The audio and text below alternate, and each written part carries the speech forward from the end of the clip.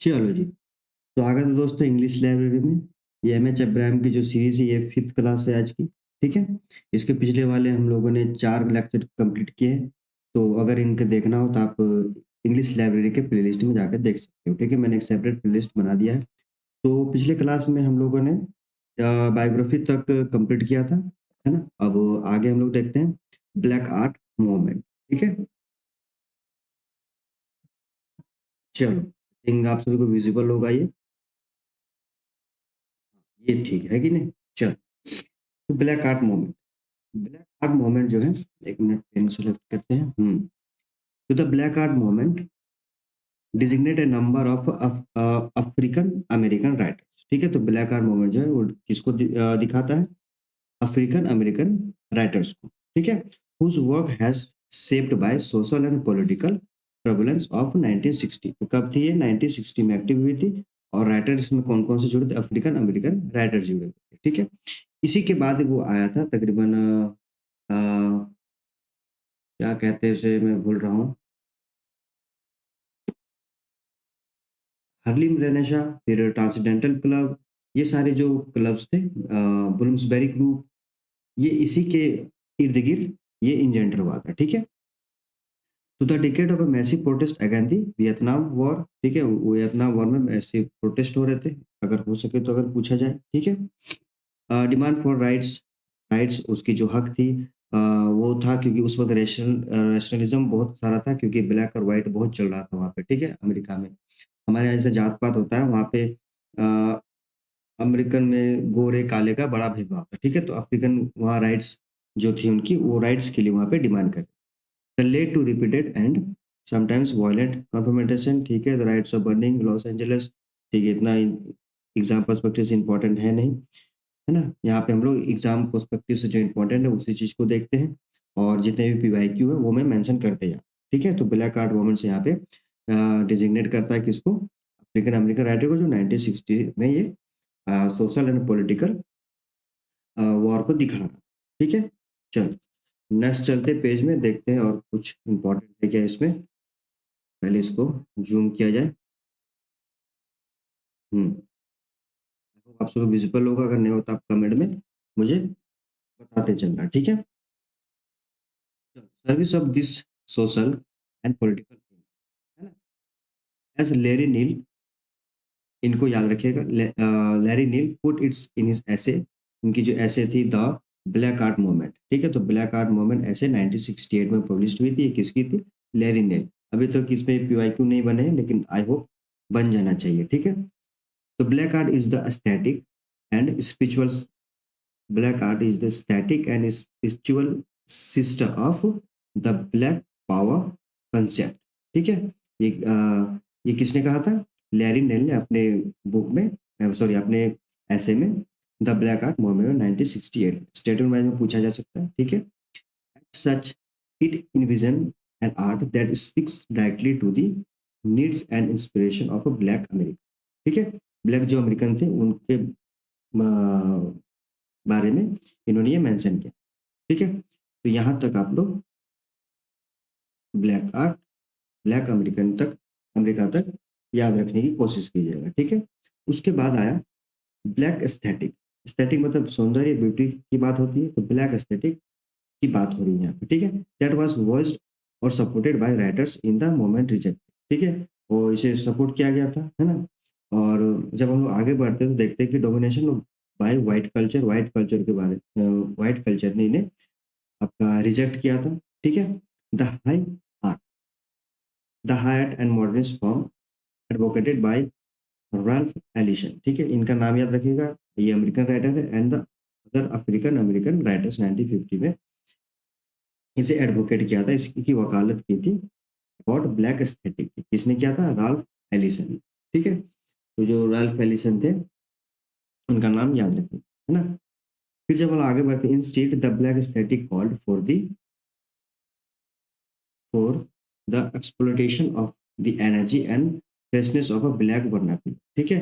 इन्होंने क्या कहा कि aesthetic, the black aesthetic called for the exploitation of the energy, जो उनको सताया गया और जो उन्हें परेशान किया गया, एनर्जी एंड फ्रेशनेस उनके फ्रेशनेस, उसके एनर्जी को सताएगा, उसे ब्लैक वर्नाकुलर कहा गया। ठीक है, चलो अब इनसे और कुछ examples practice in rhythm and moods, regular jazz and the blues, dealing especially with the lives and concern of lower class black। ठीक है, वो तो पता चला लोअर क्लास पीपल को इसमें टारगेट किया गया था, and address to the black mass audience. ठीक है, the most notable and influential practitioner of the black art was Imamu Amiri Baraka. ठीक है, तो इनका नाम को आपको याद रखना है कि the most notable influencer practitioner of a black art was, black art के मोस्ट इंपॉर्टेंट कौन राइटर हुए, इमामू एमरी बराक। ठीक है, इनका नाम याद रखिएगा। Who after an early period in Greenwich Village as an association of Allen Ginsberg and other beat writers. ठीक है, तो ये फिर बाद में किससे जुड़े, ग्रीनविच विलेज में Allen Ginsberg and other beat writer से जुड़े। तो बीट राइटर आगे आपको मिलेगा, शायद मैंने पढ़ाया है इसी सीरीज में, शायद, है ना।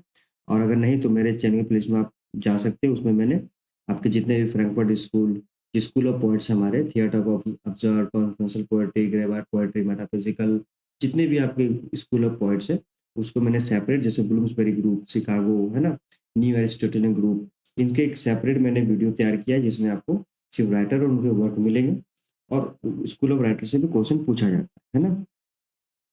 चलो, मूव टू हर्लिम। जैसे मैंने अभी कहा कि हर्लिम क्यों मूव किया गया, Harlem where he founded the Black Art Repository Theatre School 1965 में। ठीक है, तो इन्होंने क्या किया था 1965 में black Art Repository Theatre school establish किया था। ठीक है, इमामो एमिरी ब्राका।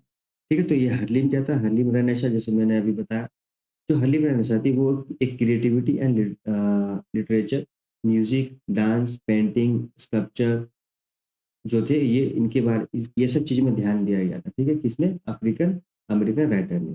ये हर्लिम क्या था, जब आप अ, अमेरिका का स्ट्रक्चर देखोगे तो एक यहाँ एक ऐसे करके, सपोज अमेरिका के जो आप मैप देखोगे, ये साउथ अमेरिका है, ये नॉर्थ अमेरिका है। तो साउथ अमेरिका से नॉर्थ अमेरिका जो राइटर्स, जो लोग मूवमेंट किए इस नॉर्थ जगह पे, वहाँ पे एक प्लेस हुआ करती थी जिसे हर्लिम कहा गया। ठीक है, तो उसी से पड़ा नाम हर्लिम रेनेस।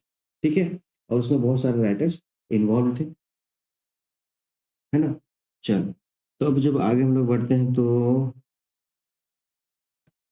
आगे आपको मिलेगा, Baraka was distinguished as a poet, as a dramatist, है ना, often considered example product of black art movement. चलिए ठीक है, black art movement were the poets Etheridge Knight. ठीक है, जैसे सोनिया सजल, Haki Madhubuti, Nikki Giovanni, the author of papers fiction, John Alfred William, Eldridge Cleaver and James Allen, ये सारे writers जो है इससे बिलोंग करते थे। ठीक है, तो नाम थोड़ा बहुत जानिएगा, इसे उतना पूछा नहीं गया इसमें। ठीक है, चल, the revolutionary impetus of the black art movement had diminished by 1970, है ना, and some of its pronouncement and achievement।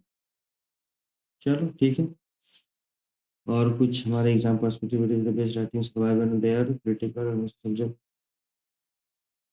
चलो ठीक है, इतना कोई और इसमें इम्पोर्टेंट हमें लग नहीं रहा है। ठीक है, चलते हैं नेक्स्ट स्लाइड में और देखते हैं कुछ इंपॉर्टेंट। नेक्स्ट वर्ड है आपका ब्लैंक वर्स। ब्लैंक वर्स तो बहुत ही इंपॉर्टेंट है, इसके बारे में जानना बहुत जरूरी है। ठीक है,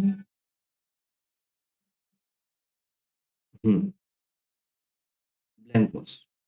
तो ब्लैंक वर्स क्या है, पहले इसे जानते हैं कि ब्लैंक वर्स, इसे माइटी लाइन कहा गया था। ठीक है, इसे कहा गया, एक मिनट पेन चेंज किया था, माइटी लाइन्स। ठीक है, किसने कहा था, आपके Ben Jonson, Ben Ben Jonson ने ब्लैंक वर्स को माइटी लाइन कहा था। ठीक है, इसे याद रखिएगा आप लोग। और ब्लैंक वर्स है consist of line of iambic pentameter. Blank verse किसमें होता है, आइम्बिक पेंटामीटर में होता है। आइम्बिक पेंटामीटर कैसे होता है, फाइव स्टेज आइम्बिक वर्स होता है, जिसे आइम्बिक पेंटामीटर कहते हैं। पेंटा मतलब फाइव, है ना, पेंटा मतलब फाइव, और ये 5 स्ट्रेस जो वर्ड्स होंगे उसे आइम्बिक पेंटामीटर कहेगा और इसी आइम्बिक पेंटामीटर को ब्लैंक वर्स कहते हैं, ठीक है। विच आर अनराइम्ड, जो अनराइम होता है, ब्लैंक वर्स कैसा होता है, अनराइम होता है, और 5 स्ट्रेस आइम्बिक होता है। इसे याद रखिएगा क्योंकि स्टेटमेंट में आजकल पूछे जा रहे हैं ना। Hence the term blank, unrhymed है ना, उसे ब्लैंक कहा गया, ठीक है। चल, अब फिर of all English material form it is close to the natural rhyme, ठीक है। चलिए फ्लेक्सिबल, उसमें कोई इंपॉर्टेंट नहीं है ना। Usually used in other form, हाँ चलो। Soon after blank verse was introduced by, हाँ ये इंपॉर्टेंट है, इसको आप लोग को दिमाग में बैठा लेना, ठीक है। ब्लैंक वर्स इंट्रोड्यूस किया था सबसे पहले किसे, आर्लव सुरे, है ना, इन हिज ट्रांसलेशन।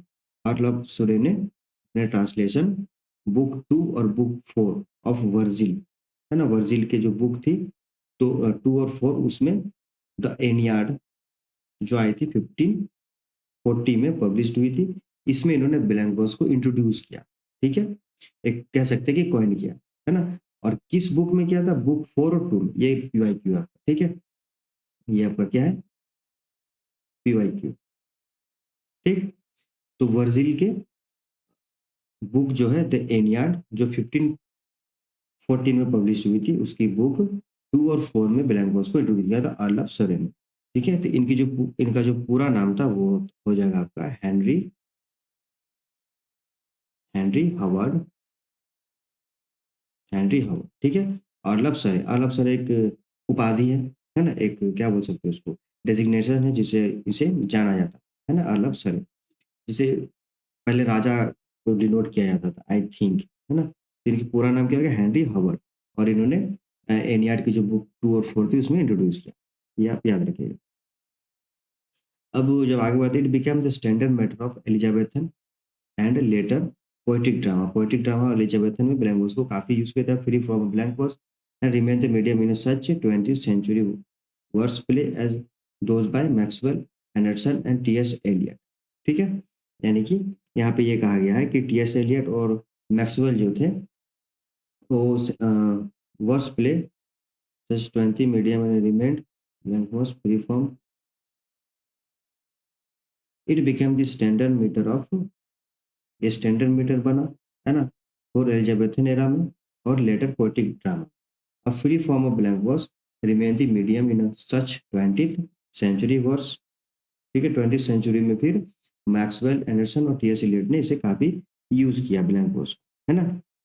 जिसमें से अगर आप जाओगे, एक मिनट थोड़ा इसे ऊपर किया जाए, हाँ, जब इसे आगे बढ़ोगे तो John Milton used blank verse for his epic Paradise Lost, है ना, पैराडाइज जो पब्लिश हुई थी सॉरी 1667 में जॉन मिल्टन के द्वारा। इसमें तो बहुत सारे पीवाईक्यू है, ठीक है, इसे दिमाग में खा ही लेना, मतलब रखना नहीं है, खा जाना है, ठीक है। इसमें इन्होंने ब्लैंक वर्स को यूज किया।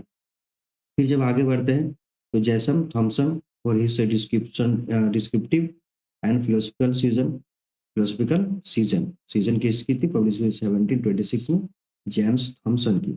इसमें भी आपका पीवाईक्यू, ठीक है। इसलिए मैं पहले कहता इस बुक से 30 to 40 क्वेश्चन आपको मिल जाएंगे हर एग्जाम, ठीक है।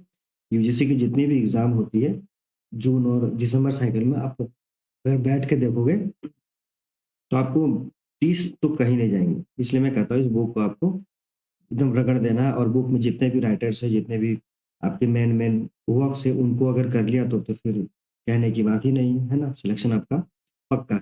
नेक्स्ट वर्ड है विलियम वर्ड्सवर्थ और इनकी जो ऑटोबायोग्राफी थी प्रिल्यूड, जो 1805 में कंप्लीट हुई थी। पब्लिश कब हुई थी ये पब्लिश हुई थी 1850 में, और पब्लिश किया गया था इनके सिस्टर के द्वारा, और थी वर्ड्सवर्थ, ठीक है। कंप्लीट हुई थी, पब्लिश हुई थी, है ना। फिर Alfred Lord Tennyson Idylls of the King 1891 में पब्लिश हुई थी, इस पे भी पीवाईक्यू है ना। और ये ब्लैंक वर्स में ही सारी तो जब मैंने एग्जाम दिया था आपका जून वाले साइकिल में 2024 वाले में, तो उसमें पूछा था कि ब्लैंक वर्स में है या नहीं, यानी कि ब्लैंक वर्स से भी क्वेश्चन पूछ रहे हैं और जिस स्टाइल ऑफ राइटिंग है उससे भी क्वेश्चन पूछा जाए, तो ये सब याद रखिएगा ना। फिर रॉबर्ट ब्राउनिंग की for the king and the book, sorry, फिर the ring and the book जो आई थी 1868 टू 69 में पब्लिश हुई थी, इसमें भी यूज हुआ है आपका, है ना।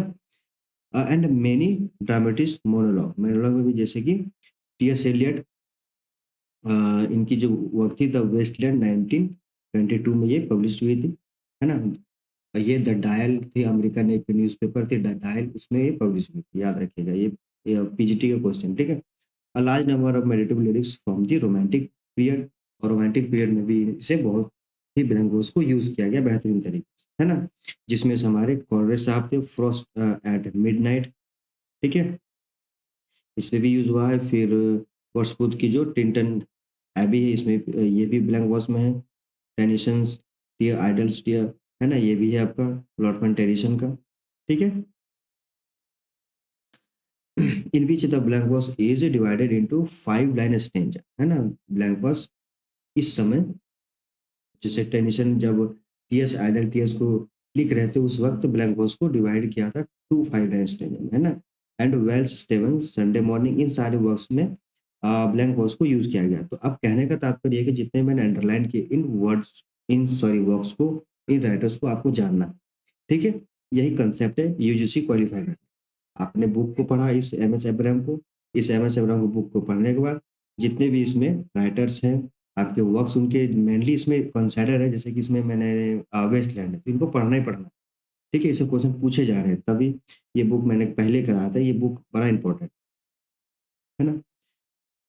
चलो, अब नेक्स्ट बात है division the blank verse poem and used of, चलो ठीक है, verse paragraph, John Milton paralysed, हाँ, ये आपका पीवाईक्यू है। जॉन मिल्टन के जो पैराडाइज लॉस्ट है, ठीक है?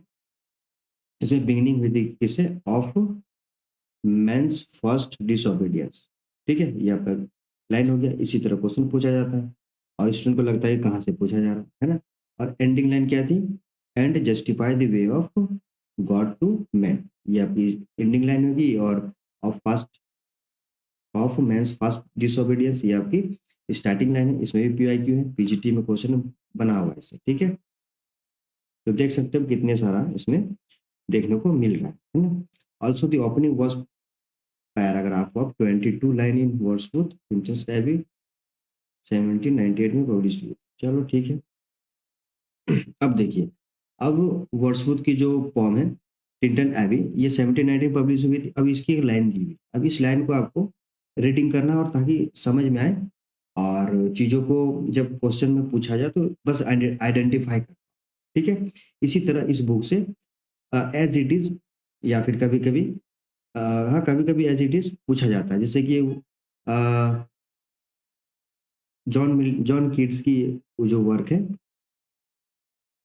और टू गेशन अर्न, शायद उनकी जो दो तीन लाइन है पहली वाली, अपसेट ऑफ थिएटर को क्रॉस करने के बाद जो दो या चौथे पेज में है, उसको एज इट इज आपका पूछा गया था दिसंबर साइकिल में 2024, ठीक है? इसलिए कह रहा हूँ कि इस बुक को बहुत बढ़िया से पढ़ो। तो ये जो लाइन है, 5 years have past, 5 summer with the length, 5 है ना, 5 इयर्स बीत चुके हैं पिछले, 5 समर बीत चुके हैं विद द लेंथ, बहुत सारे इधर मतलब ताम झाम के साथ बीत चुका। और 5 लॉन्ग विंटर्स, 5 लॉन्ग विंटर बीत चुके। एंड अगेन आई हियर, लेकिन मैं यहाँ मैं सुन रहा हूँ दिस वाटर्स, इस वाटर के साउंड्स को, rolling from their mountain spring, वो पहाड़ से बहते हुए गिर रही है। With soft inland murmur, with जिससे इनलैंड जमीन में वो थोड़ी-थोड़ी गुनगुनाते हुए जमीन की ओर आ रही है। तो ठीक है?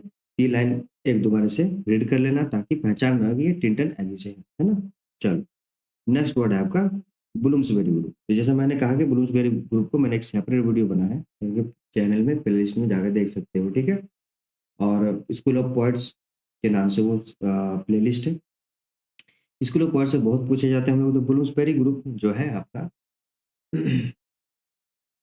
ये is the name applied to an informal associate of writers, ठीक है? It will say many William, ठीक है, लिव्ड इन ब्लूम्सबेरी, उस जगह का नाम था ब्लूम्सबेरी, इसीलिए उस जगह से जो भी राइटर आपके बिलोंग्स करते थे, उस राइटर्स को ब्लूम्सबेरी ग्रुप कहा गया, ठीक है? जो कि कहा था central London. This group of friend began to meet around 905, ठीक है? और कन्वर्सेशन चलता था अबाउट आर्ट एंड, कन्वर्सेशन किसका? आर्ट्स का, इशू इन फिलोसफी का, इन सारी चीज़ों की बात होती, ठीक है? चलिए। फिर जब आगे बढ़ते तो इसमें कौन कौन से राइटर्स आपके इन्वॉल्व थे ब्लूम्सबेरी ग्रुप के, तो वर्जीनिया उल्फ, ई.एम. फोस्टर, ये सारे जो कि कौन थे, पेंटर थे, ये याद रखना है, जब इसमें लिखा है तो याद रखना है, ठीक है। डंकन ग्रैंट, वेनेसा बॉल, ये वेनेसा बॉल कौन थी, वर्जीनिया उल्फ की सिस्टर, ठीक है। तो इसके जीजाजी भी मिलेंगे, इसके जीजाजी है आपके क्लिव बेल, ठीक है।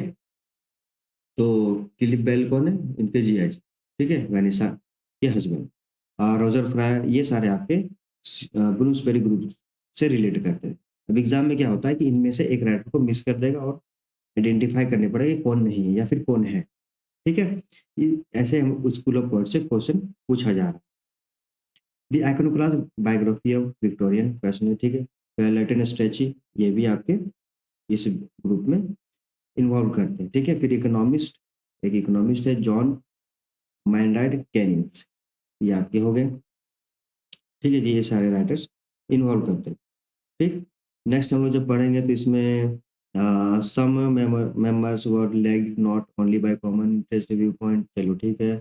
Both heterosexual homosexual the Bloomsbury group had a important influence on innovative literature, इसमें ये इंटरेस्ट करते थे इनोवेटिव में, लिटरेरी आर्टिस्ट में, इंटेलेक्चुअल डेवलपमेंट, इन सारी चीज़ों में ध्यान रखते थे, चलो ठीक है।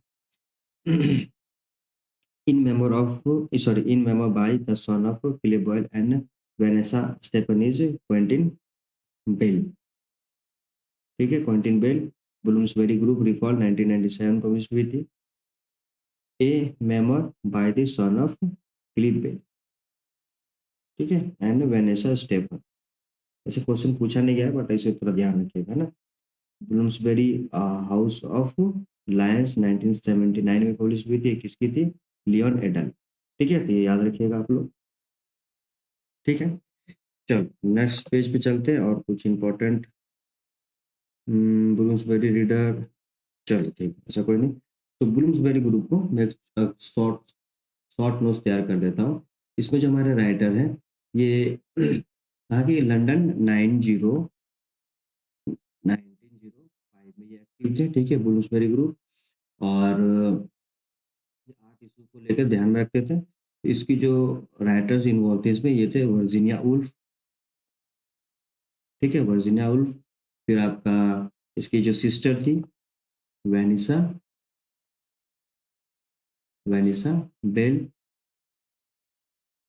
इसका हस्बैंड, ऐसे याद रखिए तो याद रह जाता है, क्लीव बेल, ठीक है। ये तो बेला हो गया, एक मिनट, चलो ठीक। ये हो गए 3 राइटर हो गया आपका। फिर ई.एम. फोस्टर, ई.एम. फोस्टर ये हो गए। फिर एक पेंटर थे, आपके डंकन डंकन ग्रैंड, ठीक। नेक्स्ट अगर जो एक बायोग्राफर थे जो बायोग्राफी लिखते थे, बायोग्राफर लैंटन स्ट्रेच स्ट्रेच मैं पेंटर बायोग्राफर ये इसलिए लिख रहा हूँ क्योंकि क्वेश्चन कभी कभी पूछा जाता है कि वो इसी पेंटर थे, राइटर थे, है ना। मेरा जो फर्स्ट अटेम्प्ट था 2023 दिसंबर में, मेरा इसी नंबर से रह गया था। फिर मैं 24 में क्वालिफाई किया क्योंकि इसे छोटी छोटी चीज़ों को मैंने ध्यान रखा, आपको भी मैं ध्यान रखने के लिए इसलिए कह रहा हूँ, ठीक है। नेक्स्ट इकोनॉमिक्स थे, इकोनॉमिक्स थे कौन, जॉन मैकनिट, ठीक है। चलो तो ये हो गया। अब हम लोग